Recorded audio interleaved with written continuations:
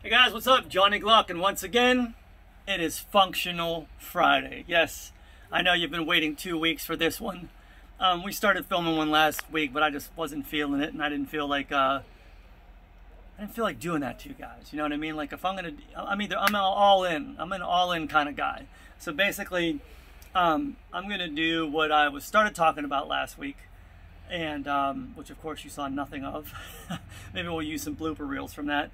But basically what we're going to talk about is recoil assemblies.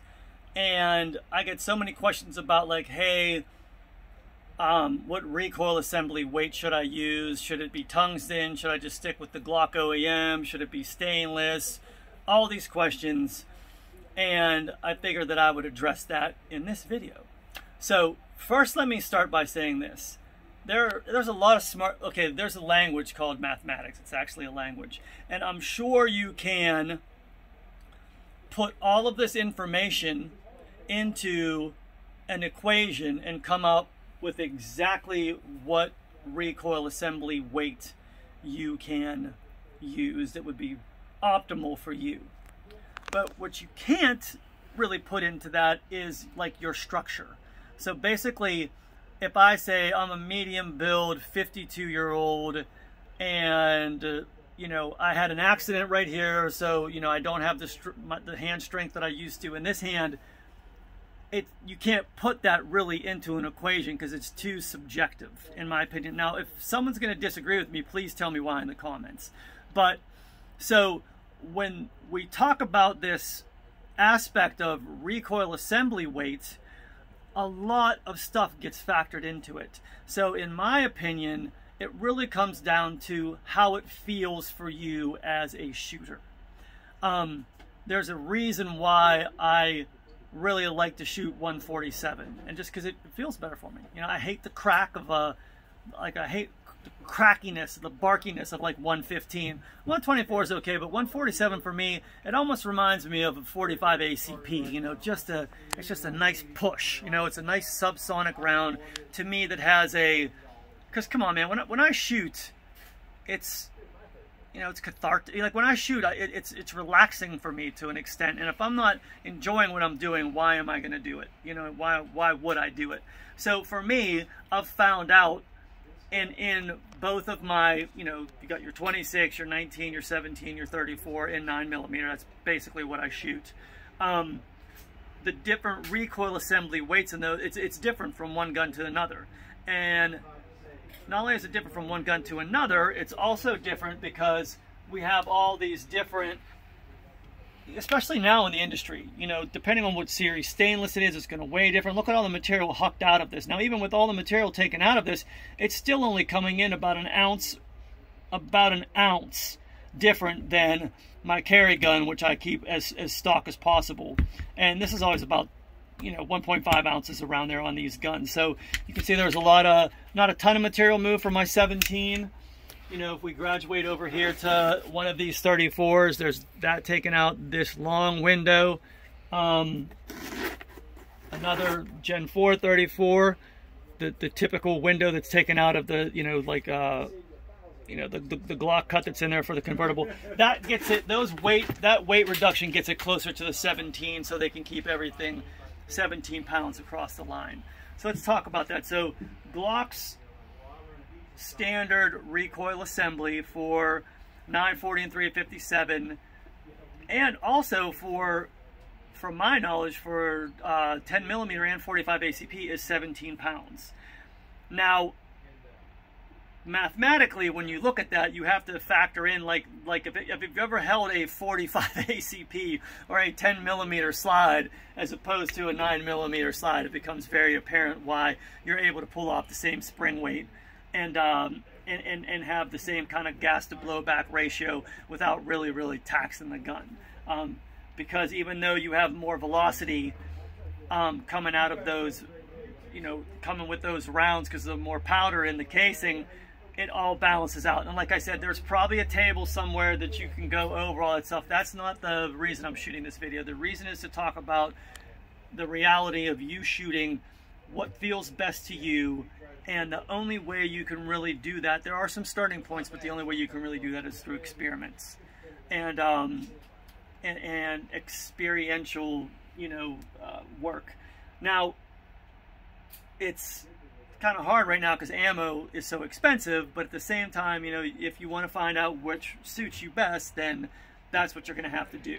I can tell you some things like I do. So this is if I'm going to use a stainless steel rod, I'm going to literally give wick here this and make it look like just unbelievably polished. I want that thing to like blind you, because when the spring rides on the inside of that, especially when you put a new one of these in, you'll hear it go hurt, hurt, hurt, hurt. Now that aggravates me, but at the same time, if it sounds that bad, and you pull back, if it sounds that bad, then there is some drag going on. Not like it's, and for me, it's not like it's gonna be, the kinetic coefficient of blah, blah, that's not really messing with stuff too much. It's just the fact, like, I don't really like hearing it, especially when you're dry firing, and every time you're dry firing, your wife yells at you because it's like, crack, crack, crack. So that's one consideration.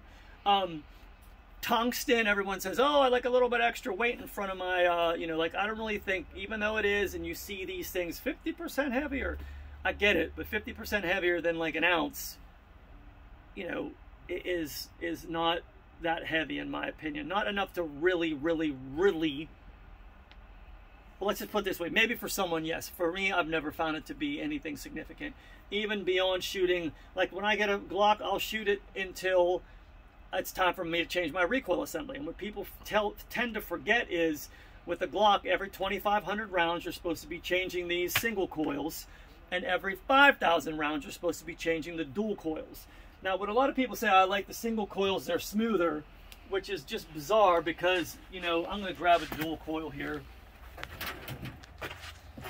All right, so if you understand how this works, let me clear gun, open gun.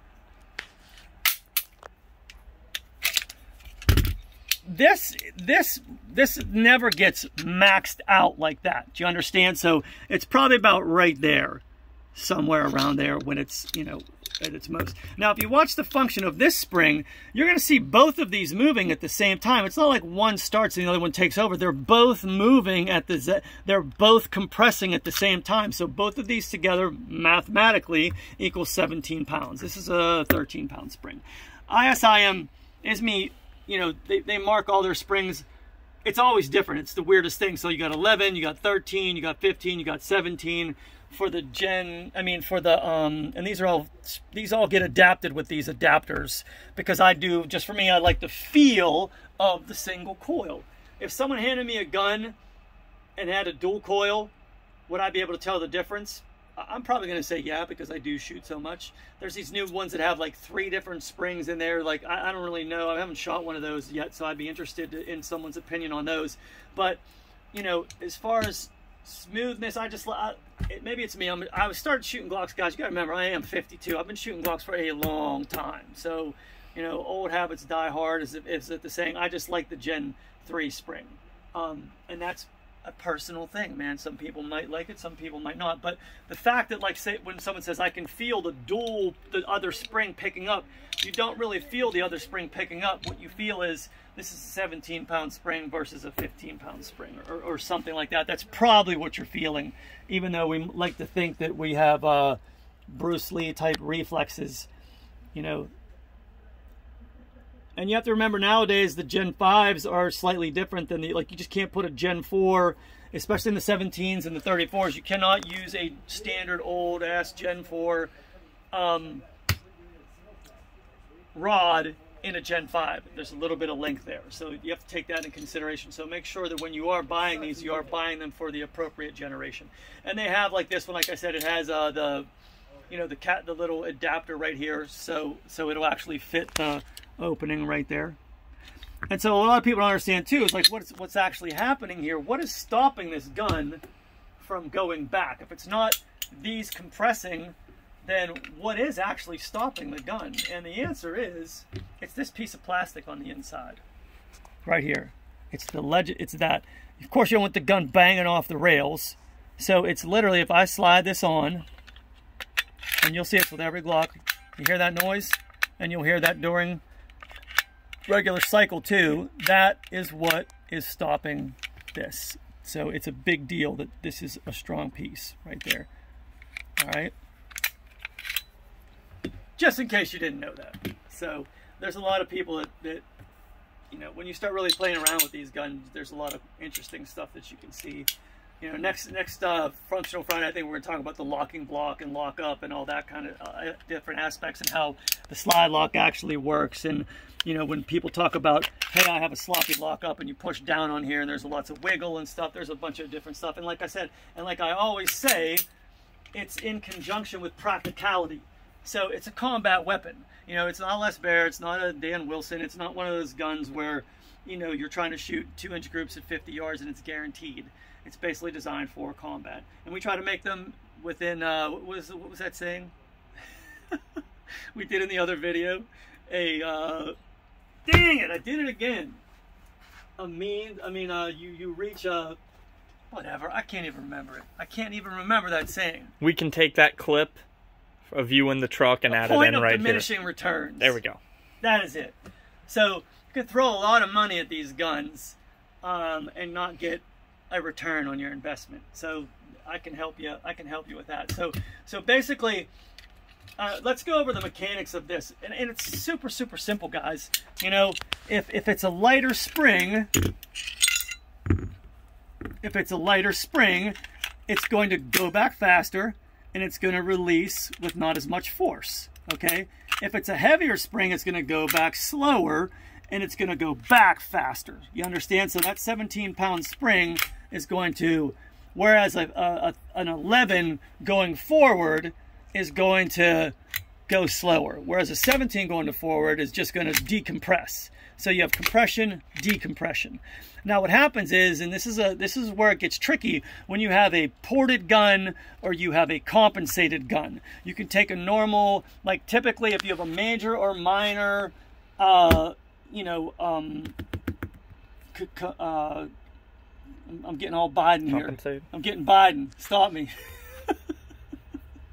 If you have okay, so if you have a compensator on there that's major or minor, and you're only shooting 115 through there, the gas blowback on that's going to be very different from shooting like 147, which is a heavy projectile, which is actually going to blow the slide back. Once again, this is all mathematics. So if you are having problems cycling a gun, that's one reason to change these around. You are not going to be able to run a 17-pound spring and shoot 115 with a major compensator consistently. You are going to have all kind of failures to feed. You're going to have failures to extract, you're going to have failures to eject, you're going to have all kind of stuff going on. So that's one thing, that is kind of like a hard rule. You know, so basically, depending on where your ports are, how much velocity you have, I mean, these are all considerations. So first thing you have to do is get that kind of aspect of it under control before you can move on to the feel of things. A lot of guys get these guns and they like how they look, and then they realize they're stuck with, you know, they can't even shoot the ammo they want to shoot, and it's all you can get now is 115. So basically, gotta check. All you can get now is basically 115, a lot of cases, and so your gun's out. You can't shoot that gun, even if you would put a 5-pound. You know, there's issues with that, and it can be completely problematic. Now, so a lot of guys, what they do is they load their own, and they know the power burn, and they know the projectile weight, and they balance it all out. So when they do shoot competition in, say, unlimited, you know, my 6-year-old could handle that gun with no felt recoil. It's just part of shooting in shooting sports, and it's a really cool aspect of it. It's just nothing I really know a ton about. So if there's anyone out there that loads their own for specific power factors, or just, you know, if there is no power factor they're trying to achieve, and they just are trying to get the maximum performance and get that slide to move as level as possible, which is, it's here nor there. You know, as long as you know your firearm every time it comes back down, you can basically write that with practice. Now, the one thing is, you know, I remember I had an instructor to do this, and maybe some of you instructors can tell me, like, we do a 4-foot piece of paper and do a line. And basically what we did with that was, you can come over here with, you know, he said, I just want you to kind of do like a bill drill with some cadence. Like, I want you to shoot this line every time, just shoot. So, you know, most of the time you'll see boom, boom, boom, boom, boom, boom, boom. Or sometimes you'll see boom, boom, boom, boom, boom, boom, boom. You know, so you have to find out which one is on if the majority are on the top, that means you're flipping and you're having a problem with this. If the majority are on the bottom, it's called dive. Your gun is diving. So after it rights itself, that means bam, it's sliding forward and going like this. If it's a flip, then that means you might have, say, an 11-pound, boom, and hitting it back, and then it's harder for you to get back on target. So, and that's just kind of like an indicator that people use sometimes. At least that's, you know, the way I learned. But at the end of the day, you know, once you get a lot of this stuff can be handicaps. You know, once you get a strong grip and you learn about, you know, what are the two things, friction and, I forget the words for them. But anyway, you got to get that hand. It all comes down to that grip of really getting, you know, I like how Vogel talks about really getting that gun like this, pinching this hand up like that, because what you're really trying to do is you're trying to bring this finger up to here. You know what I mean? So you're doing torquing this down. Yeah, like torque. That's it, like torque and friction. So you're torquing down on this, and then depending on how you want to use your finger, you know, and then when this hand comes in, you know, you're filling this gap. This is where the friction comes up. So, you know, you're filling this gap up right here with as much hand as possible. Talk about two chicken wings there like this, and you're wrapping that, and you really want, and honestly, when it, you know, you're pinning here, and this is kind of how you're doing it. So a lot of people say when you know, after you go like this, you're catching the gun. You know what I mean? You're catching the gun here.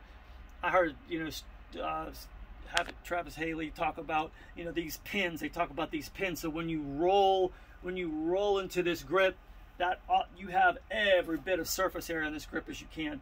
That's really where the majority of your time should be spent, on getting that solid grip. You know, you can use those hand squeezes. We used to go, that's like a lot of things that I'm doing right now is like this to build these muscles up because they were kind of atrophied.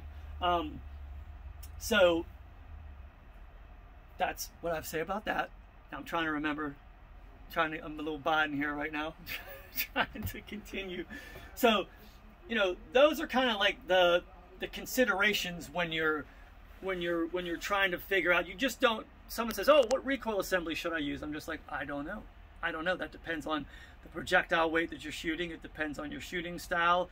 It depends on, you know, a lot of your body mass. You know what I mean? If you're like some bulky dude that lifts like all the time, like you can get so much, you can just crank into that gun so much, it just is not going to move. It doesn't matter if you have a 35-pound, you know, other than cycling the gun, you know, you can handle just about anything.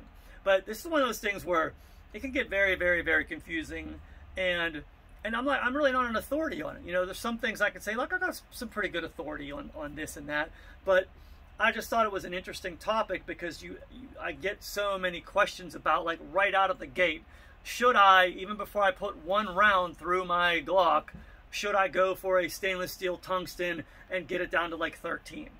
And there is no answer. The answer is that depends. You know, and that depends on you and how the gun feels and how quickly you can get back on target. And is the gun cycling? You need that reliability. You know what I mean? Like, that's why in my carry gun, this is a 15. All right, because I know I don't want it too much lighter than that. Just for me and the way it feels for me, I like the feeling of a 15-pound spring with a full uncut slide on my 19. That's me. Okay. Now, when I shoot my Gen 5, this is a 13 because I got a lot more weight taken out of here, and it just feels very similar to this. It's the same thing with triggers. You know, if I'm going to build a trigger, a Gen 5 trigger is going to be different than a Gen 3 trigger, is going to be different than a Gen 4 trigger just because of the frames. There's different characteristics to those that you have to consider. It's the same type of consideration. If I'm removing 2 ounces from this, it is going to function differently than a slide that has an RMR on top, RDS on top of it, and you know, a full weighted slide. You know, they're very different animals, you know. And basically, even a light on the gun, I think, is going to give you more weight than a tungsten guide rod. So believe me, there's like a lot of, and listen, guys, it is important. Your timing and your recoil assembly is very, very, very important, because you get yourself into a lot of trouble. Meaning, like, no, you don't want to be like, you don't want to be in a situation where you have to have it and it's not working. You know, so anytime you change anything in a gun, and I don't think I've said this much, but anytime you change anything, just don't, okay, man, I installed my new tungsten, ready to go. Take it to the range and run it through the paces. Because even though there might be something wrong with it, you just don't know that until you start running rounds through it to really give you the feedback that you want.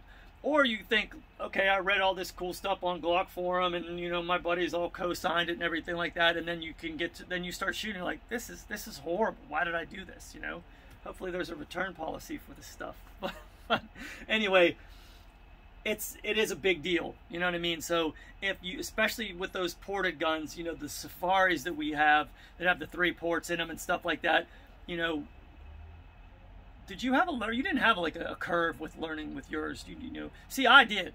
You know, one of mine, I was like, oh wow, this just didn't function the way I wanted it to with a 17. But most of the ones you bought from me, and I think I already had them powered down. I think I might have had them powered. There weren't. I built like 3. Yeah, I don't think there were actually OEM. Oh, I've bought 2 builds from you, and then I've built 3. Did you use the standard OEM assembly in there? Because you have nothing ever.